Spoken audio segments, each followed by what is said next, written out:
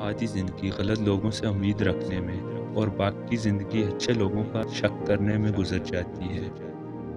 عقل سے کام لے لینا مگر رشتہ داروں سے کبھی نہ لینا۔ دوست سے ہاتھ دھو لینا بہتر ہے جو تیرے دشمنوں کے ساتھ بیٹھتا ہو۔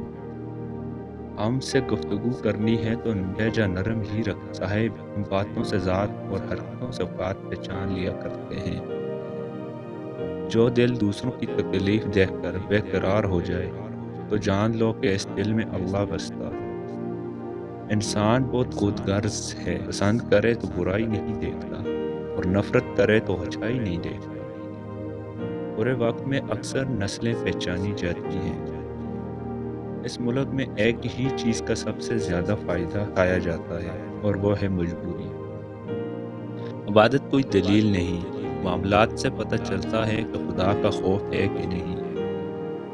آپ کی آدھی خوبصورتی آپ کے الفاظ میں ہے اور باقی آپ کے آداب میں ہے۔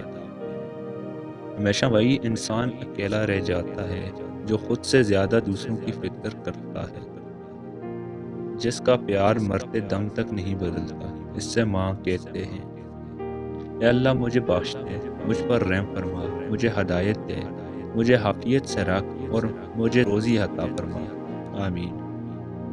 قبر کی گہرائی اور تنہائی ہمارا انتظار میں ہے، بہت جلد بستر بدل جائیں گے۔ اللہ تعالی ہم سب کا خاتمہ ایمان پر فرمائے، آمین۔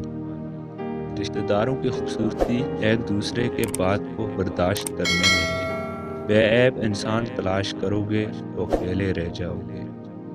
اللہ تعالیٰ اپنے تمام بندوں کو جو بیماری اور تکلیف میں مبتلا ہیں نجات عطا فرمائے، آمین۔